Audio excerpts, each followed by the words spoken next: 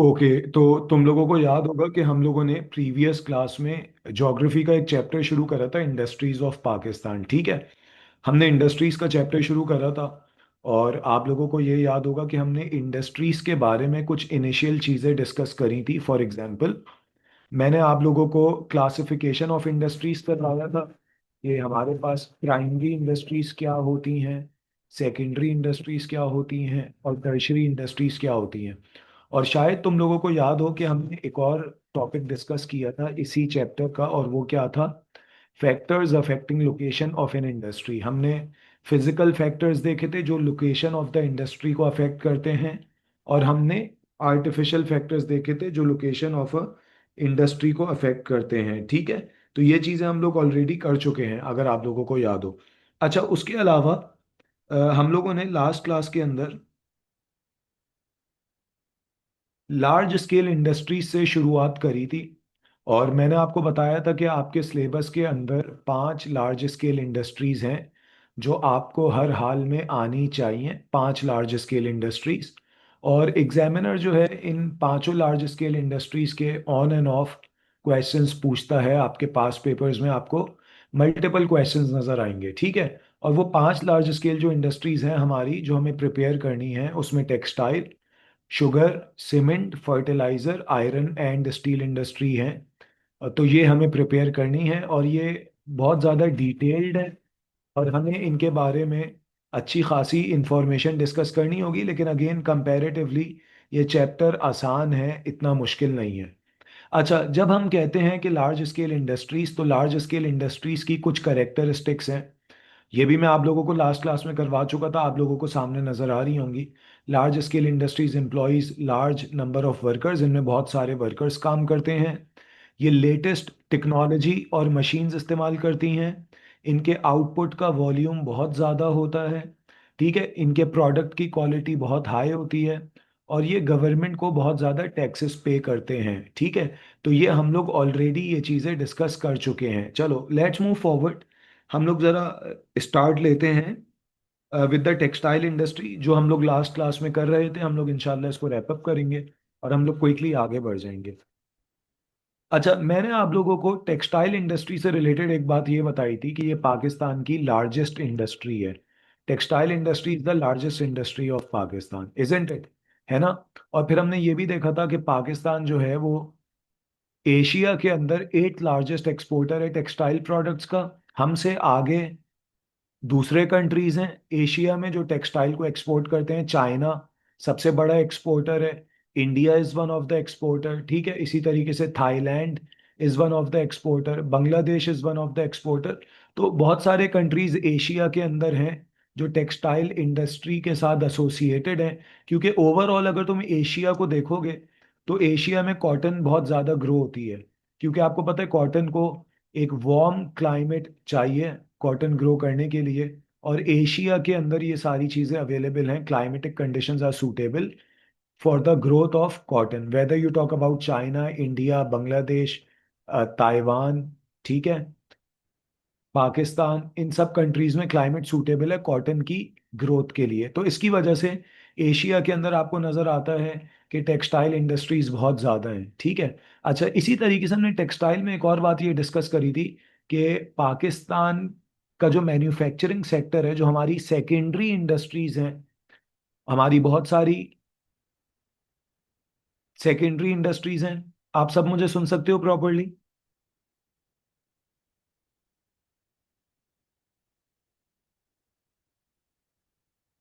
बेटा, एम आई properly Audible? ठीक है। अच्छा, पाकिस्तान की बहुत सारी सेकेंडरी इंडस्ट्रीज हैं, और टेक्सटाइल इंडस्ट्री का कंट्रीब्यूशन 46% है। मतलब तुम ये इमेजिन करो कि पाकिस्तान की जितनी भी सेकेंडरी इंडस्ट्रीज हैं, जहाँ पे फिनिश गुड्स मैन्युफैक्चर होते हैं, रॉ मटेरियल्स को प्रोसेस किया जाता है। अभी हमने एग्जांपल्स देखी हैं, ऊपर सीमेंट है, फर्टिलाइजर है, शुगर इंडस्ट्री है, आयरन एंड स्टील है। ठीक है, बहुत सारी लेदर इंडस्ट्री है हमारे पास, बहुत सारी इंडस्ट्रीज हैं। टेक्सटाइल इंडस्ट्री का कंट्रीब्यूशन 46% है, आपको लिखा हुआ नजर आ रहा है, इजेंट इट? और इसी तरीके से टेक्सटाइल इंडस्ट्री सबसे ज्यादा जॉब्स क्रिएट करती है, 40% of the total labour force. सही है। आपकी 40% लेबर फोर्स को टेक्सटाइल इंडस्ट्री जॉब्स क्रिएट करके देती है। तो ये एक बहुत बड़ी कंट्रीब्यूशन है टेक्सटाइल इंडस्ट्रीज की पाकिस्तान में जॉब क्रिएशन में। अच्छा, उसके बाद हम लोगों ने इधर तुम लोगों को नजर आ रहा है, हम लोग देख रहे हैं मेजर टेक्सटाइल सेंटर्स पाकिस्तान में। टेक्सटाइल इंडस्ट्रीज सबसे ज्यादा कहाँ पर है? तो पंजाब के अंदर फैसलाबाद में सबसे ज्यादा है। फिर आपके पास सिंध में अगर आप देखो कराची में सबसे ज़्यादा है। हैदराबाद में आपके पास टेक्सटाइल इंडस्ट्रीज हैं, लाहौर में है, और भी बहुत सारी सिटीज़ में है। लेकिन सबसे जो बड़े टेक्सटाइल सेंटर्स हैं जहाँ पे सबसे ज़्यादा टेक्सटाइल इंडस्ट्रीज हैं, उसमें आपको नज़र आएगा फैसलाबाद, कराची, हैदराबाद, लाहौर। अच्छा, मेन रॉ मटेरियल्स की भी हमने बात करी थी। टेक्सटाइल इंडस्ट्री में कपड़ा बनाने के लिए, फैब्रिक बनाने के लिए आपको रॉ कॉटन चाहिए, थ्रेड, धागा, यार्न, वुल, केमिकल डाइज, ये सब चीज़ें हमें चाहिए। और मेजर टेक्सटाइल प्रोडक्ट्स हम क्या बनाते हैं? बेटा, is the screen visible to everyone? क्या आप सबको स्क्रीन नजर आ रही है?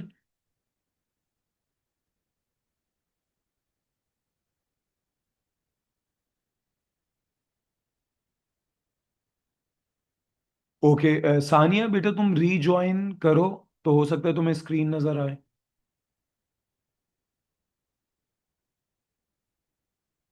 अच्छा, तो हमारे पास जो मेजर टेक्सटाइल प्रोडक्ट्स हैं जो हम बनाते हैं और एक्सपोर्ट करते हैं, उसमें रॉ कॉटन है, थ्रेड, सॉरी, जो मेजर हमारी टेक्सटाइल प्रोडक्ट्स हैं जो हम एक्सपोर्ट करते हैं यानी कि आउटपुट्स, उसमें अपेरल्स आपको नज़र आ रहे हैं, बेडशीट्स आपको नज़र आ रही हैं, ठीक है। इसी तरीके से आपको सॉक्स नज़र आ रहे हैं, टॉवल्स हैं, जीन्स है, मल्टीपल चीज़ें जो हम बना के बेचते हैं। और इसी तरीके से पाकिस्तान की जो मेजर टेक्सटाइल मार्केट्स हैं जिनको हम सबसे ज़्यादा टेक्सटाइल प्रोडक्ट्स सेल करते हैं, उसमें यूएसए, यूके, चाइना, जर्मनी, ये आपको चीज़ें नज़र आ रही होंगी, ठीक है। अच्छा, चलो हम आगे बढ़ते हैं और हम ज़रा एक और चीज़ के बारे में बात करते हैं, बाय प्रोडक्ट। इधर आपको नज़र आ रहा होगा बाय प्रोडक्ट। अच्छा, तुम में से कोई मुझे एक चीज़ बता सकते हैं, what is meant by a by product? हमने, तुम्हें याद होगा, हमने जब पावर रिसोर्सेज का चैप्टर पढ़ रहे थे, तो हमने उसमें क्रूड ऑयल में बाय प्रोडक्ट्स पढ़े थे। तो बाय प्रोडक्ट्स क्या होते हैं, जल्दी से मुझे बताओ, what is meant by by product? By products are waste products. By products क्या होते हैं? Waste.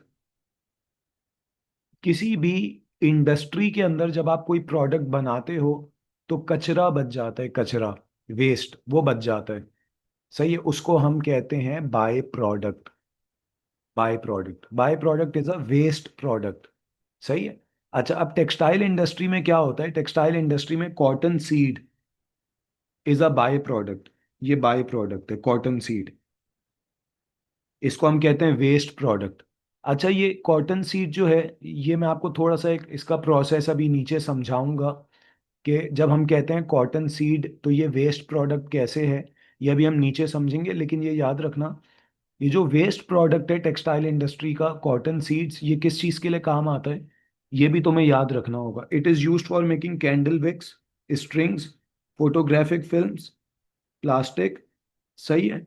Also used as fodder for animals. मैंने बहुत सारी चीज़ें लिखी हुई हैं, आप सिर्फ दो चीज़ें याद कर लीजिएगा कि कॉटन टेक्सटाइल इंडस्ट्री का जो बाय प्रोडक्ट है, वेस्ट प्रोडक्ट है, वो कॉटन सीड है।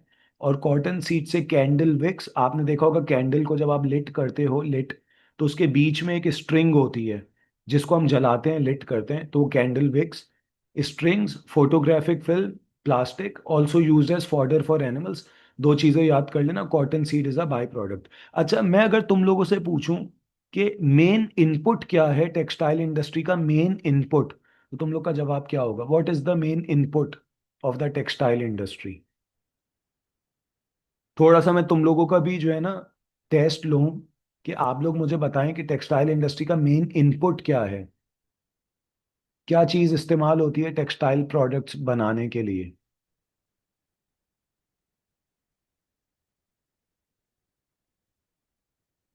कॉटन, ठीक है, रॉ कॉटन। अच्छा, उसके बाद बेटा मटेरियल का नाम बताओ। रॉ कॉटन मैंने ऊपर लिखे में, इतने सारे इनपुट्स आपको नजर आ रहे हैं। डाइज, कलर, यार कलर भी तो इस्तेमाल होता है।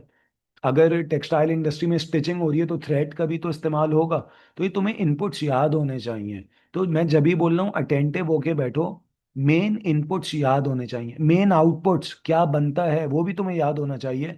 हमारे यहाँ टेक्सटाइल इंडस्ट्री में टॉवल्स बनती हैं, डेनिम, सही है, socks, bed sheets, apparels, readymade suits, ये चीज़ें आपको पता होनी चाहिए, याद होनी चाहिए।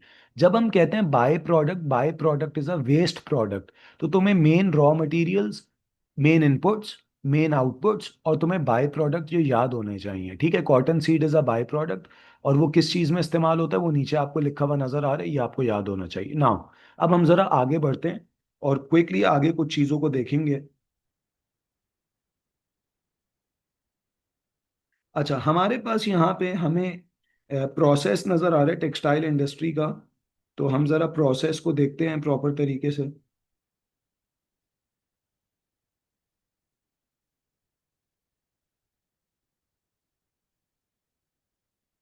Okay, now process of a textile industry. Textile industry में जहाँ पे कपड़ा बन रहा है उसमें क्या क्या प्रोसेसेस इस्तेमाल होते हैं, तो हम ज़रा इन प्रोसेसेस को देखेंगे। और आप लोगों से मेरी रिक्वेस्ट है कि प्लीज़ आप लोग इस पर कंसंट्रेशन के साथ बैठना। Now processes of the textile industry, सबसे पहली चीज़ रॉ कॉटन। रॉ कॉटन कहाँ से आती है? फार्म, या फिर कहाँ से आती है? Cotton field. कॉटन फील्ड से आपको रॉ कॉटन मिलती है। ठीक है, रॉ कॉटन जो है वो ट्रक्स में ट्रांसपोर्ट हो जाती है टू द गिनिंग मिल्स। आपको नजर आ रहा होगा ginning mills. Raw cotton transport हो जाती है to the ginning mills. Trucks में लोड करके कॉटन को गिनिंग मिल्स में पहुंचा देते हैं। यार ये गिनिंग मिल्स क्या होती हैं? गिनिंग मिल्स में होता क्या है? Separating cotton seed from fibre. ये जो कॉटन होती है ना, कॉटन, इसके साथ एक सीड होता है। मैं इधर बना भी रहा हूँ, ये मैंने ऊपर की तरफ बनाया हुआ, ये नीचे होता है जहां से आप कॉटन को एक्सट्रैक्ट करते हो, हाँ, पिक करते हो। सही है। तो जब आप कॉटन बॉल्स को तोड़ते हो ना, इसको पिक करते हो, कॉटन की पिकिंग होती है। कॉटन को जब पौधे से तोड़ते हो, प्लांट से तोड़ते हो, पिक करते हो, तो कॉटन के साथ एक सीड होता है, सीड। अब ये सीड जो है ये टेक्सटाइल इंडस्ट्री में इस्तेमाल नहीं होता, नहीं होता।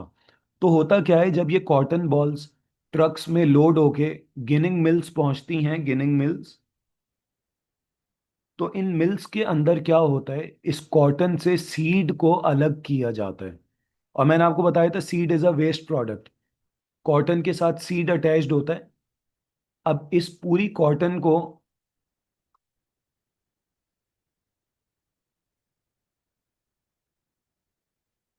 ओके, तो इस कॉटन को ट्रक्स में लोड करके गिनिंग मिल्स भेजा जाता है। गिनिंग का प्रोसेस क्या है?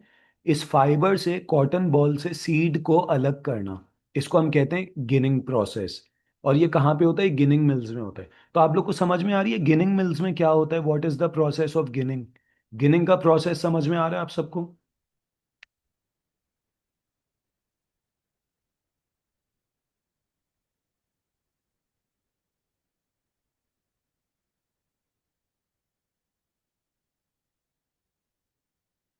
बेटा इज गिनिंग अंडरस्टैंडेबल? सबको समझ में आ रहा है गिनिंग का प्रोसेस क्या होता है?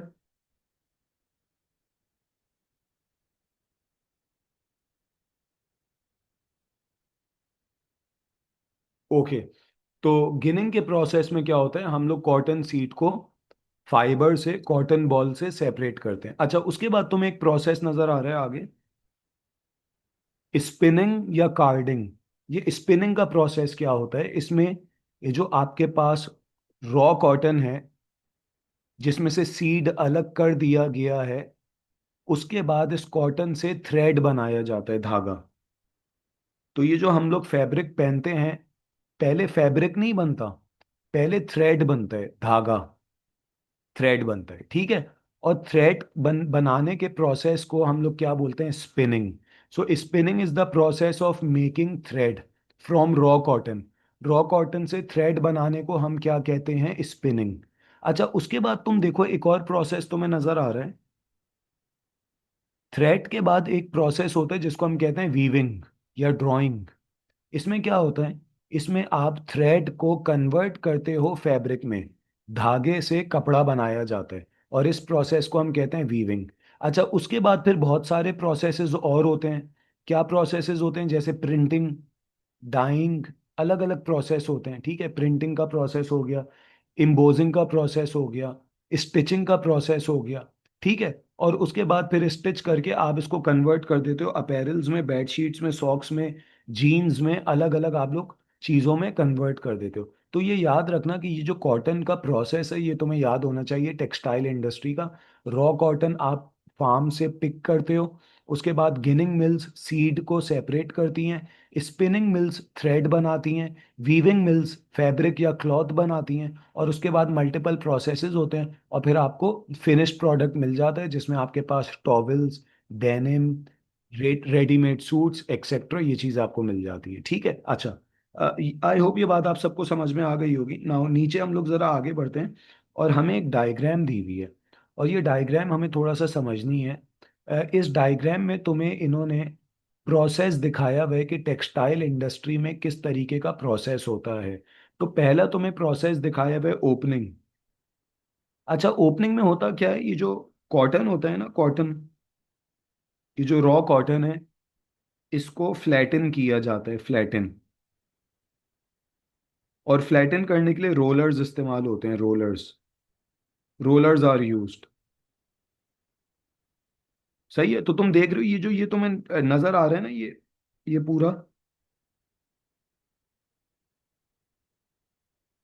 ये कॉटन पूरी नीचे है, ये पूरी नीचे कॉटन है, ठीक है। और ये फ्लैट हुई हुई है, ये जो तुम्हें रोलर्स के नीचे नजर आ रहा है ना, रोलर्स के नीचे, ये जो आपको नजर आ रहा है, ये कॉटन को फ्लैट किया जा रहा है।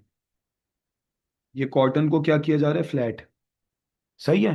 तो होता क्या है, कॉटन को रोलर्स के नीचे किया जाता है, फ्लैटन किया जाता है, ठीक है।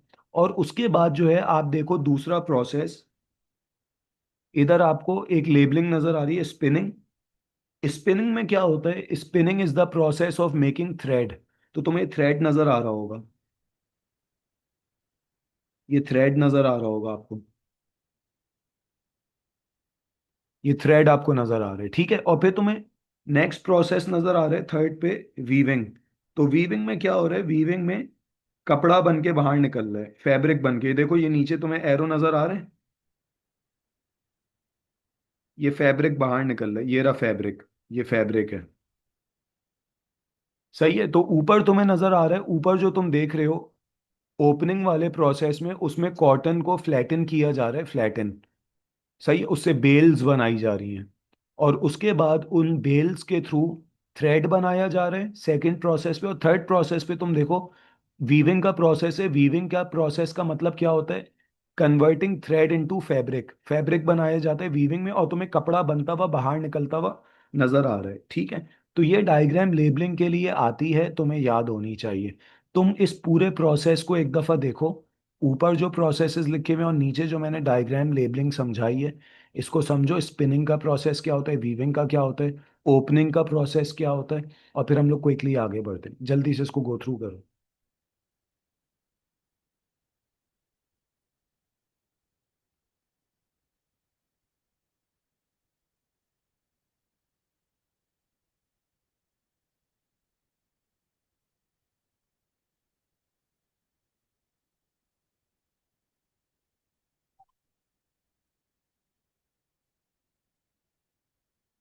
बेटा थोड़ा जल्दी क्विकली गो थ्रू करना, और मुझे जल्दी से अपना फीडबैक दो। Are you people getting the point और नॉट? क्या तुम लोगों को बात समझ में आ रही है, नहीं आ रही?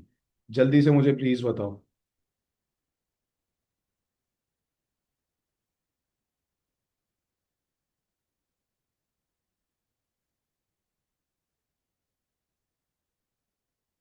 Is everyone done? क्या सबको बात समझ में आ गई है?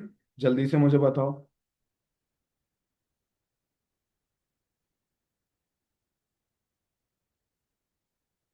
हम आगे बढ़ जाएं? ओके चलो, तो ये तुम लोग जरा इसका एक स्क्रीनशॉट ले लो। चलो, अब हम आते हैं जरा मैप पे, मैप्स के ऊपर आते हैं। और ये मैं एक मैप अच्छे तरीके से करवाने की कोशिश करूंगा, और ये मैप तुम लोगों को आगे बहुत सारे दूसरे चैप्टर्स में हेल्प आउट करेगा, ठीक है। ओके, नाउ अब तुम्हें यहाँ पे नजर आ रहे हैं major textile centres. Major textile centres आपको यहाँ पे नज़र आ रहे हैं? हम ज़रा इसको मिटा देते हैं सबको। चलो, मेजर टेक्सटाइल सेंटर्स आपको नज़र आ रहे हैं, और हम इसको one by one go through करेंगे। फैसलाबाद आपको नज़र आ रहा है ओवर हेयर? फैसलाबाद ये नंबर वन सेंटर है हमारा, फर्स्ट पे।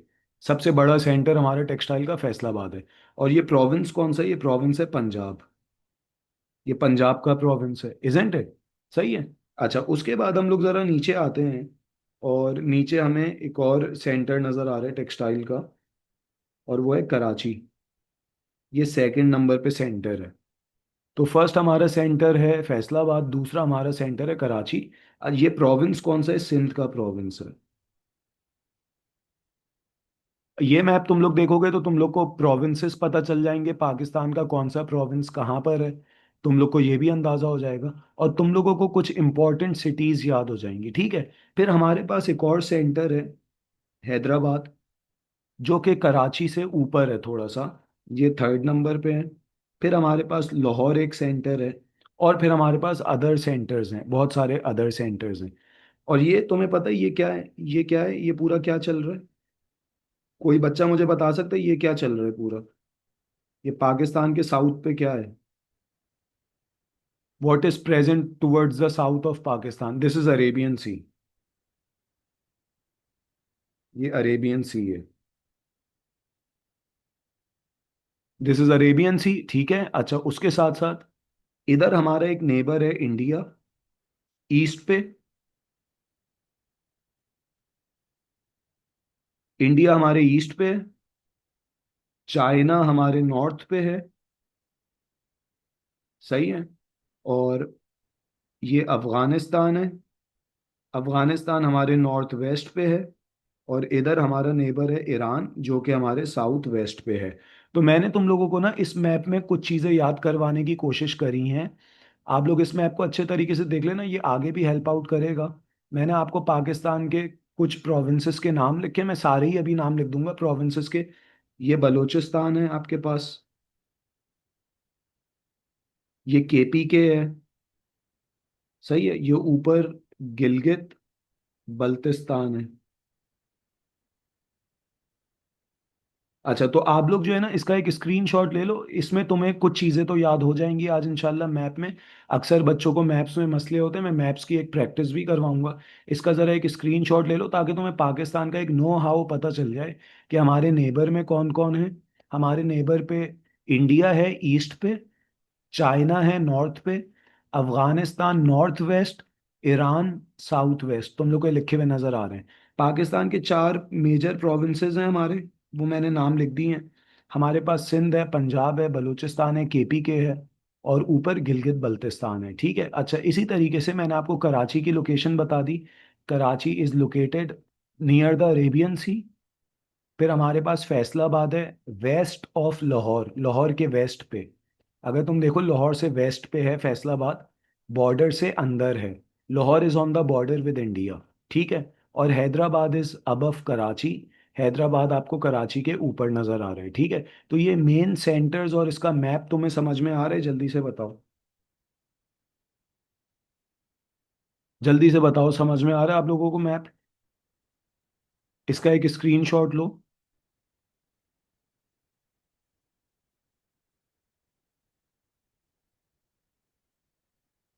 आई होप सबने स्क्रीनशॉट ले लिया होगा, ठीक है। चलो, लेट्स मूव फॉरवर्ड, आगे बढ़ते हैं।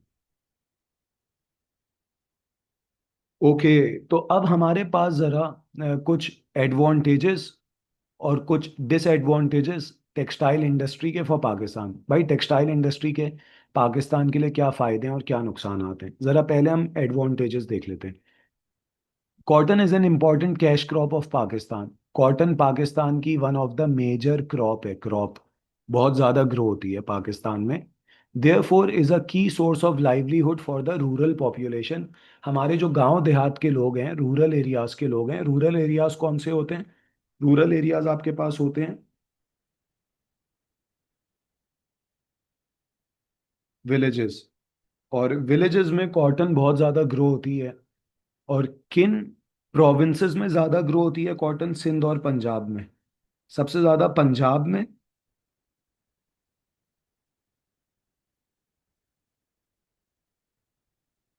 और फिर कॉटन ग्रो होती है सिंध में, ठीक है। और इसी वजह से पंजाब और सिंध के जो विलेजेस हैं, उनके लिए cotton is a source of income and employment, ठीक है। तो वहाँ के लोग कॉटन ग्रो करते हैं और इससे पैसे कमाते हैं। अच्छा, और कॉटन वो क्यों बहुत ज़्यादा ग्रो करते हैं? क्योंकि पाकिस्तान में कॉटन की डिमांड बहुत ज़्यादा है। कॉटन की डिमांड बहुत ज़्यादा है। कहाँ पर? टेक्सटाइल इंडस्ट्री में।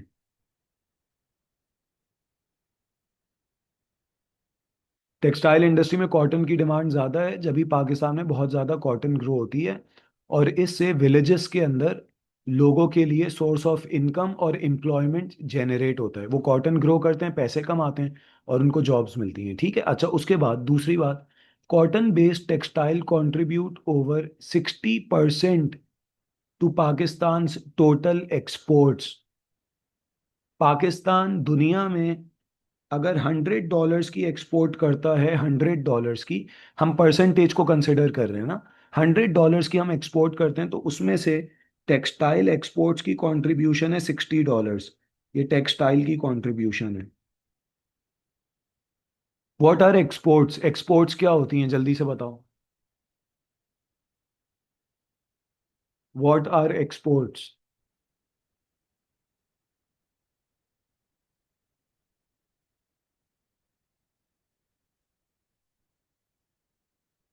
आप लोग बताएंगे व्हाट आर एक्सपोर्ट्स, जल्दी से। Selling goods to other countries, चीजों को दूसरे कंट्रीज में सेल करना। Selling goods to other countries, और उसकी वजह से आपके कंट्री में क्या आता है? डॉलर्स आते हैं, फॉरेन एक्सचेंज आता है। तो exports are the products that Pakistan sell to other countries, जो हम दूसरे कंट्रीज को सेल करते हैं, और इन रिटर्न हमारे मुल्क में डॉलर्स आते हैं। ये एक्सपोर्ट्स कहलाती हैं। तो पाकिस्तान बहुत ज़्यादा टेक्सटाइल एक्सपोर्ट करता है, हम सेल करते हैं टेक्सटाइल प्रोडक्ट्स।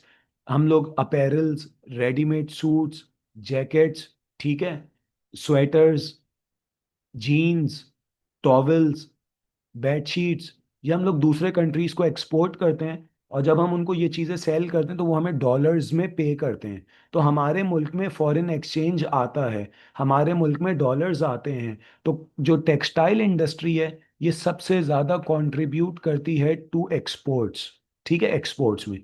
उसके बाद तुम्हें एक और पॉइंट नजर आ रहा है, provides employment to 38% of the manufacturing labour force.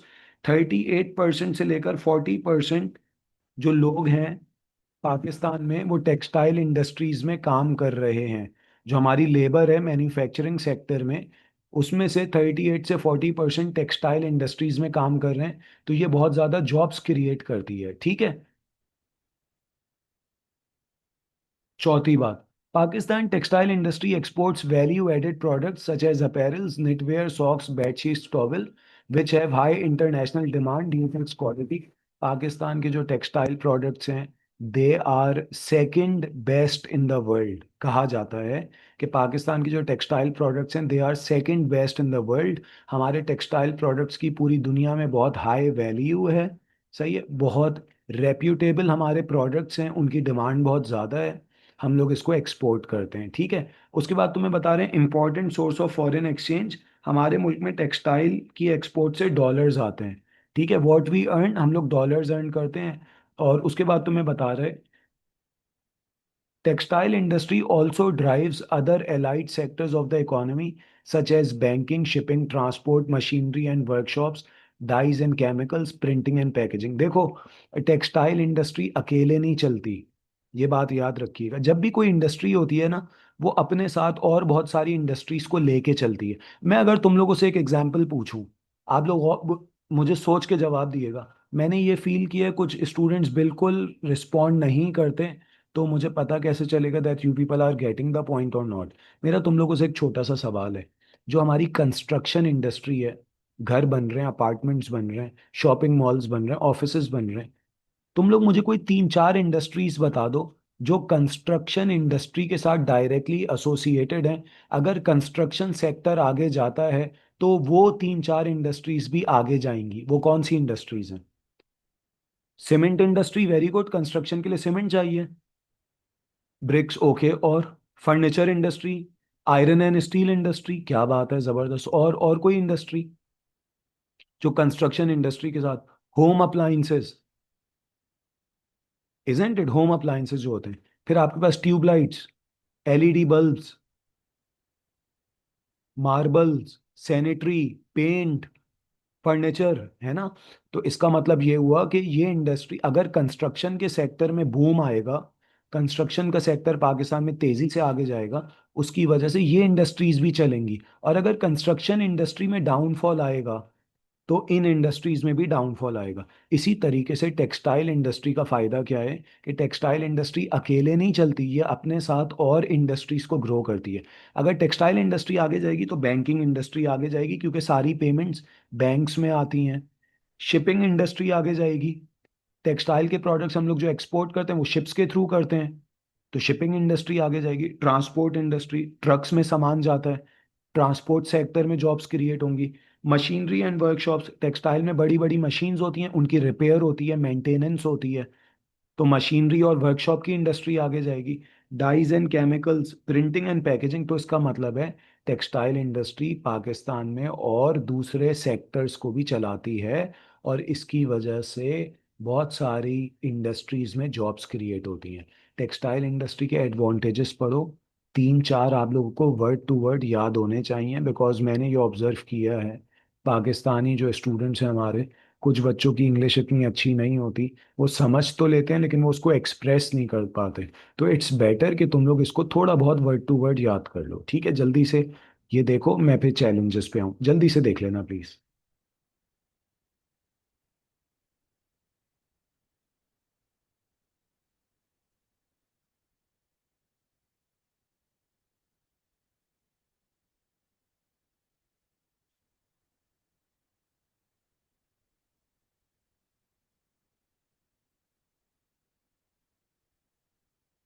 Okay, चलो आगे बढ़ते हैं और हम जरा चैलेंजेस पर आते हैं। पाकिस्तान में टेक्सटाइल इंडस्ट्री की परेशानियां क्या क्या हैं, क्या क्या चैलेंजेस हैं? अच्छा, ये वो चैलेंजेस हैं जो हम मेजॉरिटी इंडस्ट्रीज में लिख सकते हैं।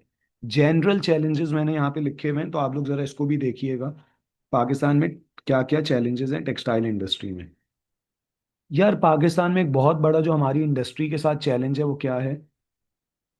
Loss of exports due to energy crisis, load shedding. Pakistan में इलेक्ट्रिसिटी की, गैस की लोड शेडिंग कॉमन हो चुकी है। इंडस्ट्रीज में इलेक्ट्रिसिटी नहीं होती, लाइट नहीं होती, मशीन्स जो हैं वो इलेक्ट्रिसिटी से चलती हैं, इजंट इट? और जब आपके पास लोड शेडिंग होगी, इलेक्ट्रिसिटी की मशीन्स काम नहीं करेंगी, प्रोडक्शन ज़्यादा होगी कम होगी? तुम लोग मुझे बताओ। जब लोड शेडिंग ऑफ इलेक्ट्रिसिटी होगी तो टेक्सटाइल प्रोडक्शन ज़्यादा होगी कम होगी? कम होगी। और आपके जो एक्सपोर्ट ऑर्डर्स हैं वो टाइम पे पूरे नहीं हो पाएंगे, टाइम पे पूरे नहीं हो पाएंगे, आपको शिपमेंट डिले हो जाएंगे एक्सपोर्ट ऑर्डर्स, जिसकी वजह से आपकी एक्सपोर्ट्स सब्स्टिट्यूट हो जाएंगी, बांग्लादेश चली जाएंगी, चाइना चली जाएंगी, इंडिया चली जाएंगी। जो आपके कस्टमर्स हैं वो बोलेंगे यार, पाकिस्तान तो टाइम पे सामान नहीं पहुंचाता, तो इसका मतलब ये हुआ कि वो बांग्लादेश को ऑर्डर दे देंगे, इंडिया को ऑर्डर दे देंगे, चाइना को। तो load shedding is a big issue for the textile industry of Pakistan. दूसरा इशू, चाइल्ड लेबर। पाकिस्तान में चाइल्ड लेबर इस्तेमाल होती है, ये हम सबको पता है। अब तो खैर बहुत सारी इंडस्ट्रीज में कम होती जा रही हैं चाइल्ड लेबर, लेकिन फिर भी स्टिल पाकिस्तान में चाइल्ड लेबर कॉमन है, जिसकी वजह से बहुत सारे कंट्रीज हमसे हमारे प्रोडक्ट नहीं खरीदते। क्योंकि आपको पता है, यूरोप के अंदर, यूएस में जो डेवलप्ड कंट्रीज हैं, जापान हो गया, साउथ कोरिया हो गया, मैंने मल्टीपल कंट्रीज के पे, स्पेन हो गया, इटली हो गया, जर्मनी हो गया, यूरोपियन कंट्रीज, सही, इन कंट्रीज में चाइल्ड लेबर पे बैन है। और ये कंट्रीज उन कंपनीज से काम नहीं करते, उन कंट्रीज से काम नहीं करते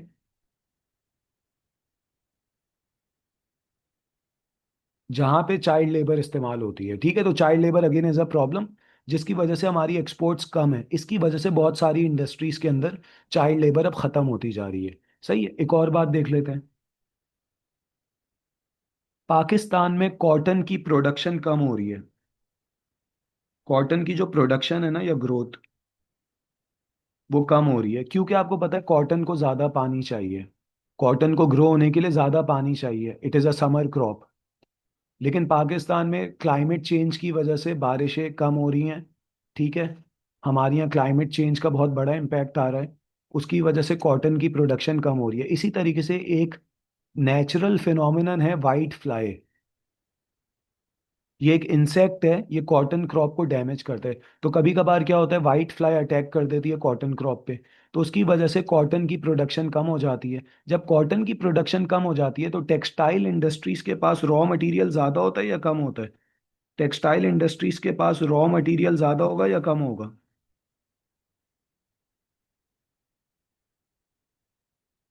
कम होगा। रॉ मटेरियल कम हो जाता है ना, क्योंकि बारिशें नहीं हो रही, कॉटन ग्रो नहीं हो रही, कम ग्रो हो रही है वाइट फ्लाई के अटैक की वजह से। और इसकी वजह से जो है टेक्सटाइल इंडस्ट्री में प्रोडक्शन कम हो जाती है, ठीक है। अच्छा, उसके बाद तुम्हें एक बात और पता है, एक चैलेंज और है। हमारे यहाँ जो कॉटन टेक्सटाइल इंडस्ट्री है, जहाँ पे कपड़ा बन रहा है, उधर जो मशीन्स इस्तेमाल हो रही हैं, मशीन्स, क्या वो पाकिस्तान में बनती हैं या हमें बाहर से मंगवानी पड़ती हैं? जो कॉटन टेक्सटाइल इंडस्ट्री में मशीन्स इस्तेमाल होती हैं, गिनिंग मशीन हो गई, स्पिनिंग मशीन हो गई, प्रिंटिंग मशीन हो गई, डाइंग मशीन हो गई, मल्टीपल किस्म की मशीन्स इस्तेमाल होती हैं, वो पाकिस्तान में बनती हैं या हमें बाहर से मंगवानी पड़ती हैं? हमें इंपोर्ट करनी पड़ती हैं, इंपोर्ट, इंपोर्ट करनी पड़ती हैं। और इसकी वजह से हमारे फॉरेन एक्सचेंज के ऊपर बर्डन है, ठीक है। अच्छा, एक और डिसएडवांटेज की तरफ आ जाते हैं। Pakistan is facing tough competition, हमें बहुत ज़्यादा कंपटीशन फेस करना पड़ रहा है। किससे? बांग्लादेश से, थाईलैंड से, इजिप्ट से, साउथ कोरिया से। तो ये भी एक रीज़न है, ये भी एक चैलेंज है जो हमें फेस करना पड़ रहा है। पहले ये कंट्रीज पीछे थे हमसे, अभी भी इनमें से कुछ कंट्रीज हमसे पीछे हैं, लेकिन वो जो गैप है वो कम होता जा रहा है, गैप कम होता जा रहा है। बांग्लादेश